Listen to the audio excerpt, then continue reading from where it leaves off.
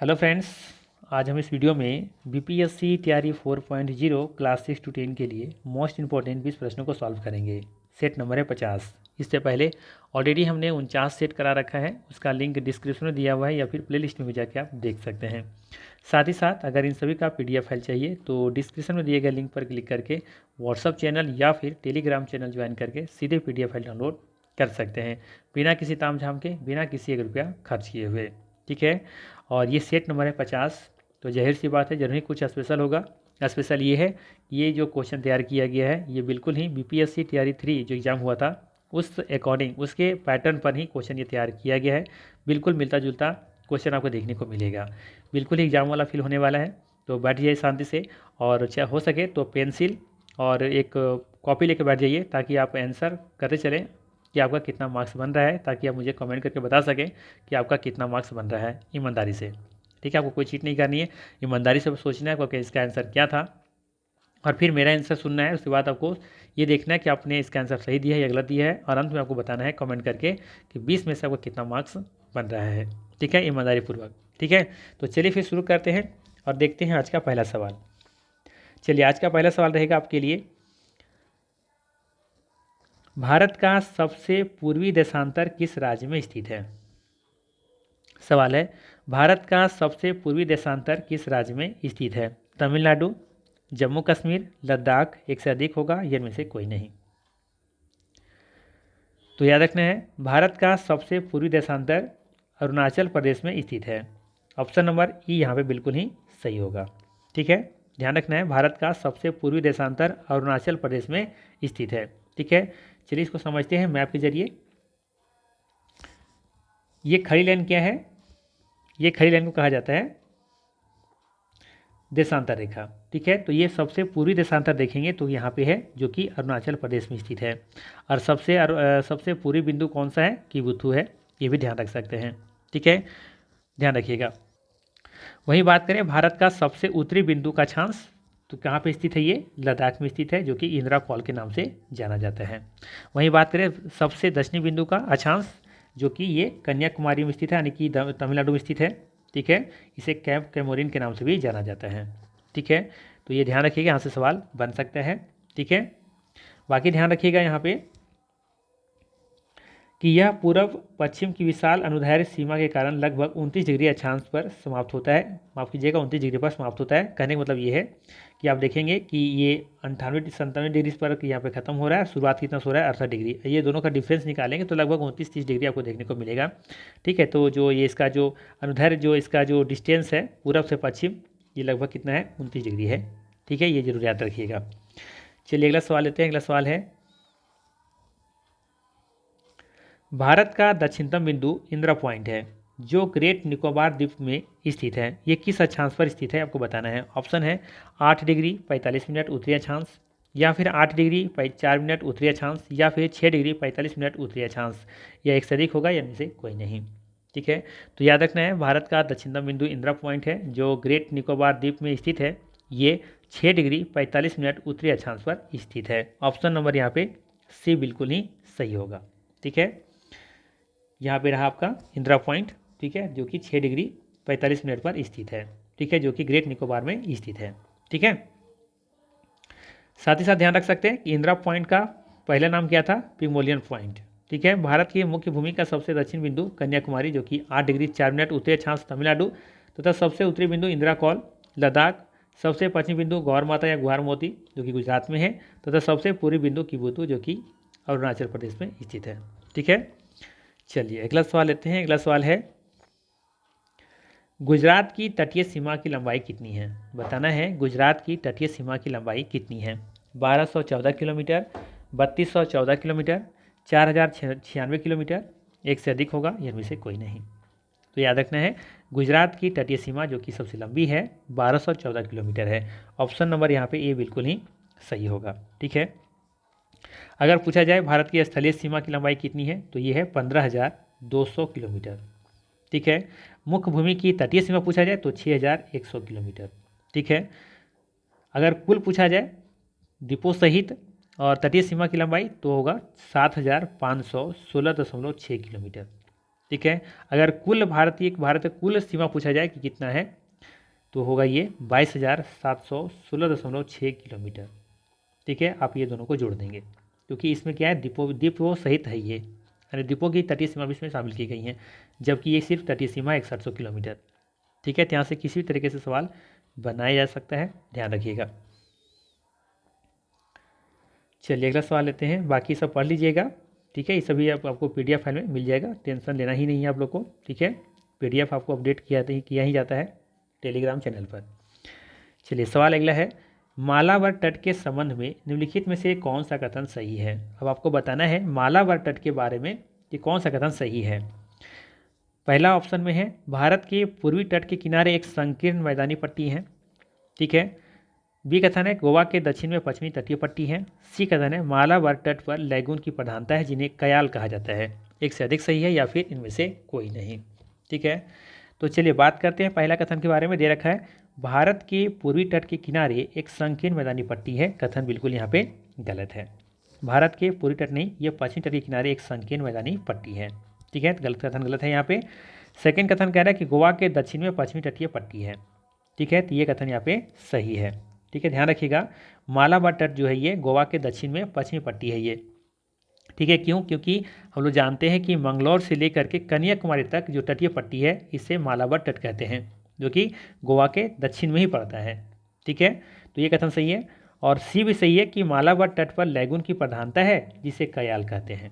ठीक है, तो बी और सी कथन सही है, तो सही आंसर हो जाएगा डी ऑप्शन, उपर्युक्त में से एक से अधिक यहाँ पे सही है। ठीक है, साथ ही साथ ध्यान रखिएगा जो पूरी तट है, ठीक है, जो पूरी तट है तो ये आंध्र प्रदेश से लेकर के तमिलनाडु के जो तटीय पट्टी है ना, उसे कोरोमंडल तट के नाम से जाना जाता है, ना कि मालाबार तट के नाम से। ठीक है, याद रहेगा। चलिए अगला सवाल लेते हैं। बाकी यहाँ पे जरूर यहाँ से क्वेश्चन पूछा जा सकता है, हम लोग पढ़ लेते हैं इसको। मंगलौर से कन्याकुमारी तक का तटीय मैदान मालाबार तट कहलाता है। यद्यपि कन्नड़ तट को भी कभी कभी इसमें हम लोग क्या करते हैं, शामिल कर लेते हैं। ठीक है, मालाबार तट में लैगूनों की प्रधानता है जिन्हें क्या कहा जाता है, कयाल। पश्चिमी तटीय मैदान गुजरात से कन्याकुमारी के तटीय मैदानों में विस्तृत है, कि फैला हुआ है। यह एक संकीर्ण जलोढ़ पट्टी है, जरूर याद रखिएगा, यह एक संकरी जलोढ़ पट्टी है जिसमें बीच बीच में पहाड़ी भूभाग है। गुजरात से गोवा तक का जो तटीय मैदान है उसे कोंकण तट कहते हैं, जबकि गोवा से कर्नाटक के मंगलौर तक के जो क्षेत्र है उसे कन्नड़ तट कहते हैं। साथ ही साथ ध्यान रखिएगा कि जो पूरी तटीय मैदान है वो पश्चिमी तटीय मैदानों की तुलना में क्या है, थोड़ा सा अधिक चौड़ा है। कृष्णा गोदावरी डेल्टा से कन्याकुमारी तक विस्तृत आंध्र प्रदेश से तमिलनाडु के तटीय मैदानों को कोरोमंडल तट के नाम से जाना जाता है। ठीक है, चलिए अगला सवाल लेते हैं। अगला सवाल है, दक्षिण भारत की प्रमुख नदी नर्मदा नदी के संबंध में निम्नलिखित में से कौन सा कथन सही है। बताना है दक्षिण भारत की प्रमुख नदी नर्मदा नदी के संबंध में निम्नलिखित में से कौन सा कथन सही है। पहला कथन है, नर्मदा नदी दक्षिण में विंध्याचल और उत्तर में सतपुड़ा श्रेणियों के मध्य भ्रंश घाटी से होना चाहिए था, भ्रंश घाटी से होकर प्रभावित होती हैं। ठीक है, बी कथन है, नर्मदा नदी सतपुड़ा श्रेणी के दक्षिण में बह रही है। सी कथन है, नर्मदा नदी अरब सागर में गिरने वाली प्रायद्वीपीय भारत की सबसे लंबी नदी है। एक से अधिक सही होगा या फिर इनमें से कोई नहीं। तो चलिए बात करते हैं पहला कथन के बारे में। दे रखा है नर्मदा नदी दक्षिण में विंध्याचल और उत्तर में सतपुड़ा श्रेणियों के मध्य भ्रंश घाटी से होकर के प्रभावित होती हैं। कथन गलत है। याद रखिए, मध्य प्रदेश में हमने बताया था ऊपर में क्या है, विंध्याचल है और नीचे क्या है, सतपुड़ा है। ठीक है, और इसी के बीच में भ्रंश घाटी से होते हुए क्या बहती हैं, नर्मदा नदी। ठीक है, तो यहाँ पे लिखा है दक्षिण में विंध्याचल, तो यहाँ पे दक्षिण में नहीं है, ये उत्तर में है विंध्याचल। ठीक है, और उत्तर में लिखा है सतपुड़ा, जो कि उत्तर में क्या है, विंध्याचल है, दक्षिण में क्या है, सतपुड़ा है, जो कि कथन बिल्कुल उल्टा लिख दिया गया है, जो कि गलत है। ठीक है, बी कथन है कि नर्मदा नदी सतपुड़ा श्रेणी के दक्षिण में बह रही है। अब ये है सतपुड़ा और ये है आपका विंध्याचल,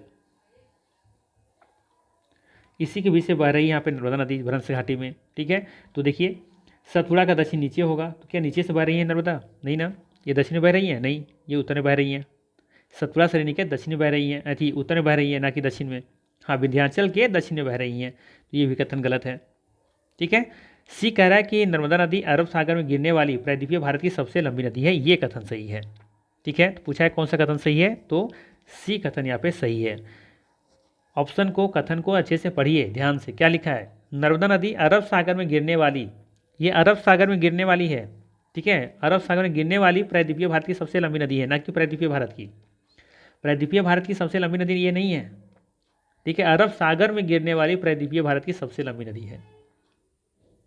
पॉइंट को अच्छे से समझने का प्रयास कीजिएगा, ठीक है। तो यहाँ पे सी कथन सही है, बाकी गलत है, ठीक है। आप लोग कमेंट कीजिए प्रायद्वीपीय भारत की सबसे लंबी नदी कौन सी है, जल्दी से। बाकी लोग देख लेते हैं थोड़ा सा। यहाँ पे नर्मदा नदी उत्तर में विंध्याचल और दक्षिण में सतपुड़ा श्रेणियों के मध्य भ्रंश घाटी से होकर के प्रभावित होती हैं। नर्मदा नदी का उद्गम कहाँ पे होता है? अमरकंटक पहाड़ी से होता है। ये तो बहुत ही कॉमन सा क्वेश्चन हो चुका है।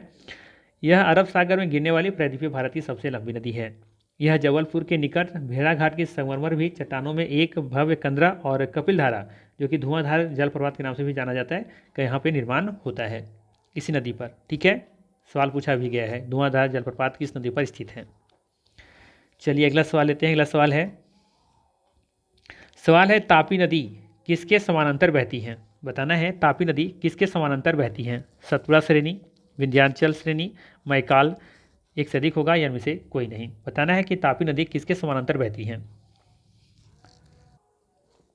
तो याद होना चाहिए आपको कि तापी नदी कहाँ पे है, ठीक है। तो ध्यान दीजिएगा, यहाँ पे सबसे पहले है विंध्याचल, ठीक है, इसके नीचे है आपका सतपुड़ा और इससे के नीचे है आपका, यहाँ पे देखेंगे मैकाल, ठीक है, और इसी के बीच में देखेंगे कि ये तापी नदी बहती हैं, ठीक है। ध्यान दीजिएगा, ये है आपका यहाँ पे विंध्याचल, ठीक है, और ये है आपका सतपुड़ा और ये है आपका मैकाल। तो सतपुड़ा और मैकाल के बीच से बहती हैं तापी नदी, ठीक है।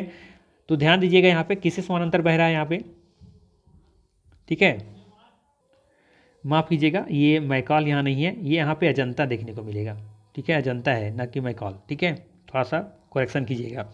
ये विंध्याचल है, ये सतपुड़ा है और ये अजंता है। तो मैं सतपुड़ा और अजंता के बीच से बहती हैं ये आपका तापी नदी, ठीक है। तो सवाल क्या पूछा है कि तापी नदी किसके समानांतर बहती हैं? तो देखिए सतपुड़ा श्रेणी के समानांतर बह रही हैं, ठीक है, और ये विंध्याचल के भी समानांतर हो जाएगा। अगर ये सतपुड़ा है तो इसका मतलब विंध्याचल भी तो समानांतर ही बह रही हैं, ठीक है, साथ में भले नहीं है लेकिन समानांतर तो है। तो इसका मतलब सतपुड़ा भी होगा और विंध्याचल भी होगा, मैकाल यहाँ पे नहीं होगा। तो इसका सही आंसर क्या हो जाएगा? ऑप्शन नंबर डी सही हो जाएगा। उपयुक्त में से एक से अधिक यहाँ पे सही है। तापी नदी सतपुड़ा और विंध्याचल दोनों के समानांतर बहती हैं, ठीक है। बाकी मैकाल कहाँ पे? देखिए मैकाल कहाँ पे, इस मैप पर देखिएगा, तो ये मैकाल रहा है, यहाँ पे कुछ इस तरीके से बह रही हैं, ठीक है। और ये आपका है, यहाँ पे देखिएगा ये अजंता है आपका और ये आपका सतपुड़ा, इसी के बीच से बहती है तापी नदी। थोड़ा सा जूम कर देते हैं, ये शायद मैक्सिमम जूम है, इससे ज़्यादा जूम नहीं होगा, ठीक है। तो ये ध्यान दीजिएगा, ये विंध्याचल है, नीचे सतपुड़ा है और यहाँ पे महादेव है और यहाँ पे देखिए अजंता है। तो ये अजंता और सतपुड़ा के बीच से बहती है यहाँ पे कौन सी नदी? तापी नदी, ठीक है। तो इसका सही आंसर क्या हो जाएगा? D option. फिलहाल सतपुड़ा और विंध्याचल दोनों के समानांतर बह रही है तापी नदी। चलिए बाकी ध्यान रखना है कि यह भड़ौच के निकट ज्वारनद मुख द्वारा अरब सागर में स्थित खंबात की खाड़ी में गिरती हैं, ठीक है। तापी नदी मध्य प्रदेश के बैतूल जिले के मुल्ताई नामक स्थान के निकट सतपुड़ा श्रेणी से निकलती हैं। तापी नदी सतपुड़ा श्रेणी के समानांतर 724 किलोमीटर की लंबाई पश्चिम की ओर प्रभावित होती हुई खंबात की खाड़ी में मिल जाती हैं। यह सतपुड़ा तथा अजंता पर्वतों के मध्य भ्रंश घाटी में प्रभावित होती हैं, ठीक है। तापी नदी के मुहाने पर सूरत नगर स्थित है, ये जरूर याद रखिएगा। सूरत किस नदी के किनारे स्थित है? तो तापी नदी के किनारे। तथा उकाई जल विद्युत परियोजना भी देखेंगे कि द्वारा इस जल का उपयोग किया जाता है, यानी कि ये जो आपका है ना उकाई जल विद्युत परियोजना, तो यहाँ इस जो जल का प्रयोग करता है, उपयोग करता है, इसी नदी का प्रयोग करता है, ठीक है। चलिए अगला सवाल लेते हैं। अगला सवाल है पंजाब हिमालय के बारे में निम्नलिखित में से कौन सा कथन सत्य है? बताना है कि पंजाब हिमालय के बारे में निम्नलिखित में से कौन सा कथन सत्य है। पहला है सिंधु और सतलज नदी के बीच स्थित क्षेत्र को पंजाब हिमालय कहा जाता है। बी कथन है कश्मीर या पंजाब हिमालय जम्मू कश्मीर एवं हिमाचल प्रदेश में फैला हुआ है। सी कथन है कि नंदा देवी इसी श्रेणी का सर्वोच्च चोटी है। उपयुक्त में से अधिक सही है, इनमें से कोई नहीं। तो चलिए बात करते हैं पहला कथन के बारे में। दे रखा है सिंधु और सतलज नदी के बीच स्थित क्षेत्रों को पंजाब हिमालय कहा जाता है। बिल्कुल कथन यहाँ पे सही है, ठीक है। बी कथन है कश्मीर या पंजाब हिमालय जम्मू कश्मीर एवं हिमाचल प्रदेश में फैला हुआ है। कश्मीर हिमालय या फिर पंजाब हिमालय जम्मू कश्मीर एवं हिमाचल प्रदेश में फैला हुआ है, ये बिल्कुल कथन सही है, ठीक है। कश्मीर हिमालय क्यों कहते हैं? क्योंकि ज़्यादातर ये कश्मीर में, और इसे ध्यान रखिएगा, इसे हिमाचल हिमालय भी कहते हैं, क्योंकि ज़्यादातर हिस्सा देखेंगे जो पंजाब हिमालय का वो जम्मू कश्मीर और हिमाचल प्रदेश में फैला हुआ है, जिसकी वजह से इसे कश्मीर हिमालय या तो हिमाचल हिमालय भी कह देते हैं। ठीक है, तो ये भी कथन सही है।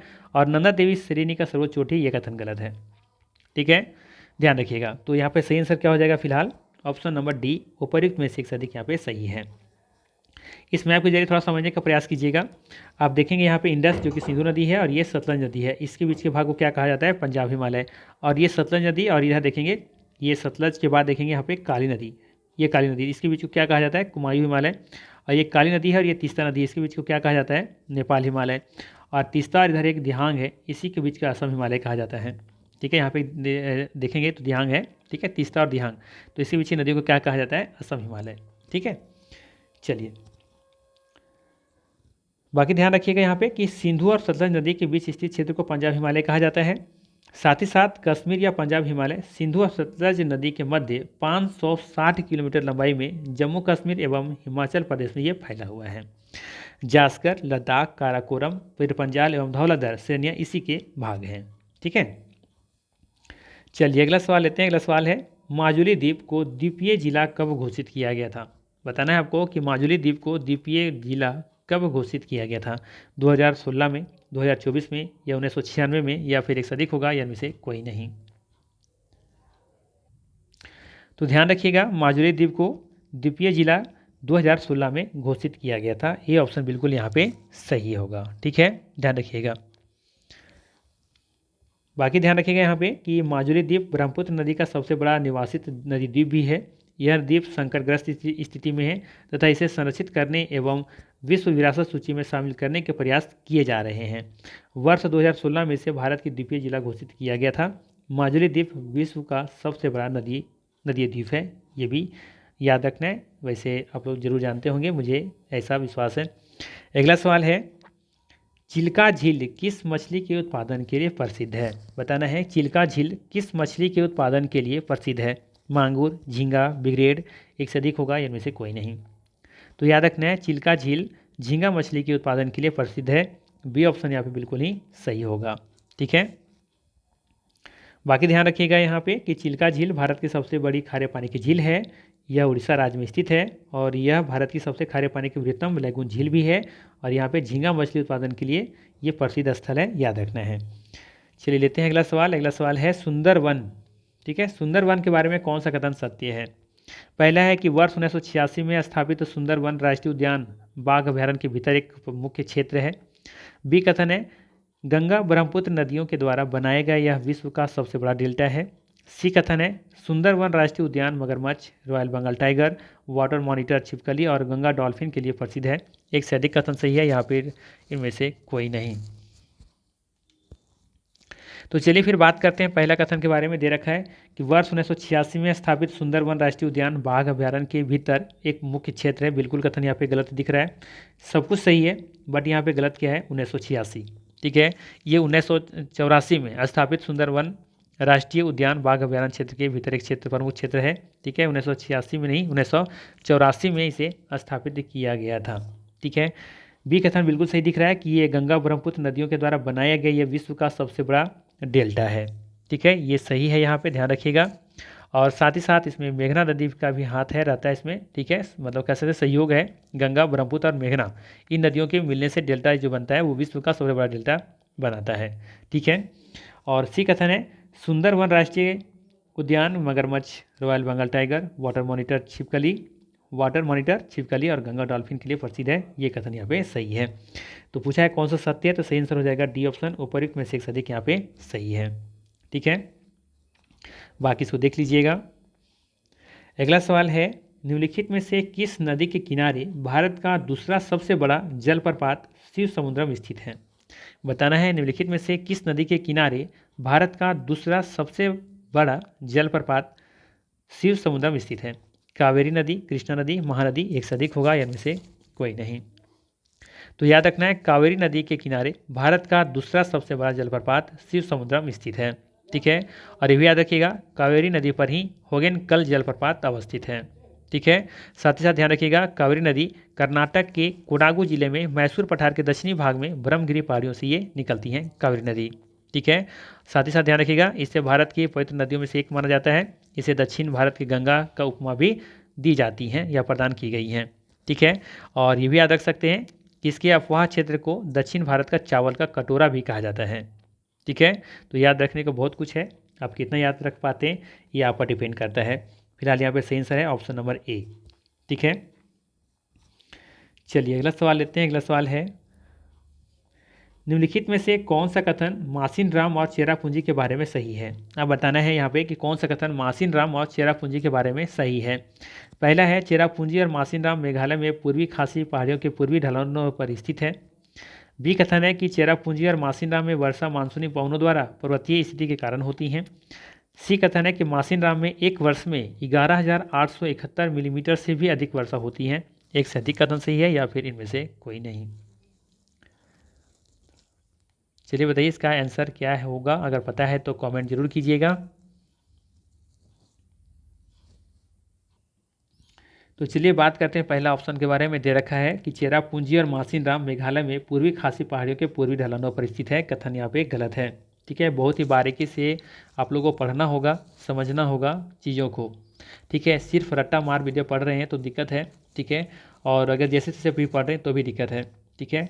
ध्यान रखिएगा यहाँ पे कि चेरापूंजी और मासिन राम मेघालय में पूर्वी खासी पहाड़ियों की, यहाँ पे पूर्वी नहीं होगा। ठीक है। ध्यान रखिएगा यहाँ पे पूर्वी बिल्कुल भी नहीं है। यहाँ पे क्या होने वाला है, पूर्वी खासी जो पहाड़ी है उसके दक्षिण ढलानों पर स्थित है, ना कि पूर्वी ढलानों पर।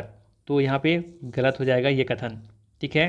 ध्यान रखिएगा, यहाँ पे ध्यान का रखना है कि चेरापूंजी और मासिन राम मेघालय में पूर्वी खासी पहाड़ियों के दक्षिण ढलानों पर स्थित है। ठीक है। पूर्वी खासी पहाड़ियों के दक्षिण ढलानों पर स्थित है, ना कि पूर्वी ढलानों पर। तो ये कथन गलत है। बी कथन है कि चेरापूंजी और मासिन राम में वर्षा मानसूनी पवनों द्वारा पर्वतीय स्थिति के कारण होती हैं। ये कथन बिल्कुल यहाँ पे सही है। चेरापूंजी और मासिन राम में जो वर्षा होती है ये मानसूनी पवनों के द्वारा पर्वतीय स्थिति के कारण होती हैं। ये कथन बिल्कुल यहाँ पे सही है। सी कथन में दे रखा है कि मासिन राम में एक वर्ष में 11,871 मिलीमीटर से भी अधिक वर्षा होती है। ये भी कथन बिल्कुल यहाँ पे सही है। इससे पहले टॉपर कौन था, चेरापूंजी, लेकिन चेरापूंजी से आगे निकल चुका है मासिन राम। अब दुनिया में सबसे ज़्यादा वर्षा वाला स्थान कौन सा हो गया है, मासिन राम। ठीक है। सी कथन और बी कथन दोनों सही है। इसका सही आंसर हो जाएगा डी ऑप्शन, उपर्युक्त में से एक से अधिक कथन यहाँ पे सही है। ठीक है। बाकी से आप लोग पढ़ लीजिएगा, कोई बड़ा इशू नहीं है इसमें, हमने बता दिया सब कुछ। ठीक है। और बाकी पीडीएफ में देख लीजिएगा। चलिए अगला सवाल लेते हैं। सवाल है, भारत में कितने सेंटीमीटर वार्षिक वर्षा वाले प्राकृतिक वनस्पति को उष्णकटिबंधीय कांटे और झाड़ियों के रूप में वर्णन किया गया है। बताना है आपको कि भारत में कितने सेंटीमीटर वार्षिक वर्षा वाले प्राकृतिक वनस्पति को उष्णकटिबंधीय कांटे और झाड़ियों के रूप में वर्णन किया गया है। 70 सेंटीमीटर से अधिक, 100 सेंटीमीटर से अधिक या फिर 70 सेंटीमीटर से कम। चलिए बताइए इसका सही आंसर क्या होगा। तो ध्यान रखिएगा, भारत में 70 सेंटीमीटर से कम वार्षिक वर्षा वाले क्षेत्र में प्राकृतिक वनस्पति का वर्णन उष्णकटिबंधीय कांटे और झाड़ियों के रूप में किया गया है। यहाँ पे जो प्रमुख वन है वो वन में जो पाए जाते हैं, जिस प्रकार के वो लकड़ी जो पेड़ पौधे पाए जाते हैं उसमें से बबूल है, बेर है, खजूर है, खैर है, नीम है और खेजड़ी भी है। ठीक है। ये सभी इस वनों में पाए जाने वाले कुछ प्रमुख पेड़ पौधे हैं। ठीक है। तो इसका सही आंसर हो जाएगा ऑप्शन नंबर यहाँ पे सी, 70 सेंटीमीटर से कम। ठीक है। और ये वन जो है आपको गुजरात से लेकर के राजस्थान एवं पंजाब के उन भागों में मिलते हैं जहाँ पे वार्षिक वर्षा लगभग 70 सेंटीमीटर से कम देखने को मिलती है। ठीक है। तो ये भी आप याद रख सकते हैं यहाँ पे। ठीक है। साथ ही साथ ये भी ध्यान रखिएगा कि इस प्रकार जो है ये मध्य प्रदेश के इंदौर से आंध्र प्रदेश के कर्नूल तक की जो पठार है कि मध्य भाग में ये अर्धचंद्राकार पेटी में भी ये देखने को मिलते हैं। ठीक है। चलिए बाकी ध्यान रखिएगा, अगर पूछा जाए आपसे कि उष्णकटिबंधीय पर्णपाती वनस्पति में कितनी वर्षा होती है तो वहाँ पे 100 से लेकर के 200 सेंटीमीटर वर्षा होती है। अगर 100 से 200 सेंटीमीटर वर्षा होती है तो समझना है कि वो उष्णकटिबंधीय पर्णपाती वनस्पति के प्रकार हैं। ठीक है। और अगर यदि 200 सेंटीमीटर से अधिक वर्षा होती है तो उष्णकटिबंधीय सदाबहार वन कहलाएगा। ठीक है। 200 सेंटीमीटर से अधिक वर्षा होती है तो उष्णकटिबंधीय सदाबहार वन कहलाएगा। ठीक है। ये सवाल भी पूछा गया था, सवाल उलट दिए हैं हम बस और कुछ नहीं। ठीक है। वहाँ पे 70 सेंटीमीटर इस तरह दे रखा था कि 70 सेंटीमीटर से अधिक जहाँ पे वर्षा होती है वहाँ पे किस प्रकार के वन पाए जाते हैं, सवाल ऐसा था। हमने इसे घुमा कर पूछ लिया है आपसे। ठीक है। बाकी यहाँ पे ध्यान रखिएगा, सब कुछ हम बता दिए हैं इसको। ठीक है। चलिए अगला सवाल लेते हैं। अगला सवाल है, सह्याद्री के पूर्वी ढलान तथा प्रायद्वीप के उत्तर पूर्वी पठारी भागों में सामान्यतः किस प्रकार के वन पाए जाते हैं? बताना है। सह्याद्री के पूर्वी ढलान तथा प्रायद्वीप के उत्तर पूर्वी पठारी भागों में सामान्यतः किस प्रकार के वन पाए जाते हैं? उष्णकटिबंधीय मानसूनी वन, उष्णकटिबंधीय रेगिस्तान जंगल, या फिर उष्णकटिबंधीय पर्णपाती वन, या फिर उपर्युक्त में से एक से अधिक होगा, या फिर उपर्युक्त में से कोई नहीं। चलिए बताइए इसका सही आंसर क्या होगा।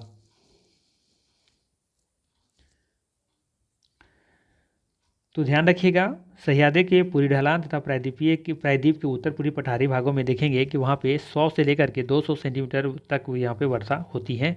तो इस तरह से हम कह सकते हैं यहाँ पे किस तरह का वन होगा, उष्णकटिबंधीय पर्णपाती वनस्पति देखने को मिलेगा। ऑप्शन नंबर यहाँ पे सी सही हो जाएगा। ठीक है, और ऐसे वनों में आपको चंदन की लकड़ी देखने को मिलती हैं।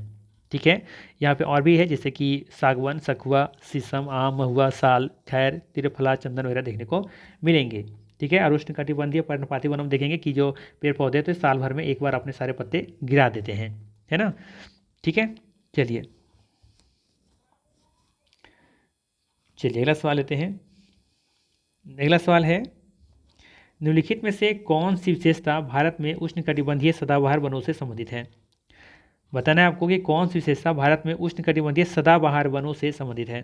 इन वनों की लकड़ियाँ कठोर होती हैं, पेड़ों की ऊंचाई 60 मीटर से भी अधिक होती हैं।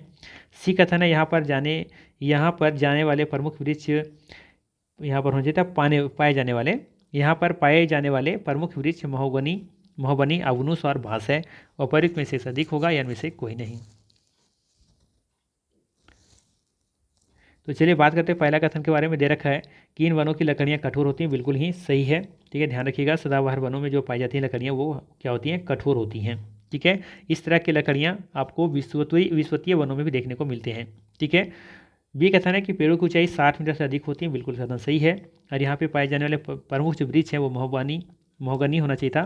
ठीक है, अवनुस है और बांस है। तो ये सभी यहाँ पे क्या है, बिल्कुल ही सही है। ठीक है, तो तीनों कथन यहाँ पे सही हो जाएगा, डी ऑप्शन सही है यहाँ पे। ठीक है, बाकी अब देख लीजिएगा इसको। देखिए यहाँ पे विश्वतीय वनों की तरह इन वनों की लकड़ियाँ कठोर होती हैं तथा वृक्षों की अनेक प्रजातियाँ यहाँ पे देखने को मिलती हैं। और ये जरूर ध्यान रखिएगा, इंपॉर्टेंट पॉइंट, कि उत्तरी सह्याद्री प्रदेश में इन वनों को 16 वन के नाम से जाना जाता है। उत्तरी सह्याद्री प्रदेश में इन वनों को 16 वन के नाम से जाना जाता है, अर्थात उष्णकटिबंधीय सदाबहार वन को यहाँ पे 16 वन के नाम से जाना जाता है। ठीक है, और इस तरह के वन आपको साथ साथ में देखने को मिलेगा शिलांग पठार के पास भी, और अंडमान निकोबार द्वीप समूह में भी, और साथ साथ लक्षद्वीप में भी देखने को मिलेंगे। ठीक है, चलिए अगला सवाल लेते हैं। अगला सवाल है हट करके बिहार से। ठीक है, मिथिलांचल की पवित्र नदी किससे माना जाता है? मिथिलांचल की पवित्र नदी किसे माना जाता है? फल्गु, कमला, बागमती, एक से अधिक होगा, इनमें से कोई नहीं। तो याद रखना है, मिथिलांचल की पवित्र नदी कमला को माना जाता है। ऑप्शन नंबर बी यहाँ पे सही होगा। ठीक है, इसका प्रवेश कहाँ पे होता है? जयनगर, मधुबनी जिला में होता है। कमला नदी बिहार में 120 किलोमीटर प्रवाहित होती हुई कई धाराओं में व्यक्त हो जाती हैं। इनमें से अनेकों का नाम कमला ही है। इसकी एक प्रमुख धारा कोसी से मिलती है, जबकि एक धारा खगड़िया जिला में बागमती नदी से मिलती है। ठीक है, इसलिए इसका मुहाना आप देखेंगे ना तो अलग अलग किताबों में अलग अलग देखने को मिलती है, तो कन्फ्यूज नहीं होना है। यही कमला ही है जो कि अलग अलग धाराओं में बढ़ जाती हैं, इसलिए इसका देखेंगे तो कहीं कहीं मुहाना अलग अलग देखने को मिलता है। कहीं खगड़िया भी आपको आंसर देखने को मिलेगा कि कमला का मुहाना कहाँ पे है, तो कहीं खगड़िया देखने को मिलेगा, तो कहीं कहीं आपको कहीं और देखने को मिलेगा।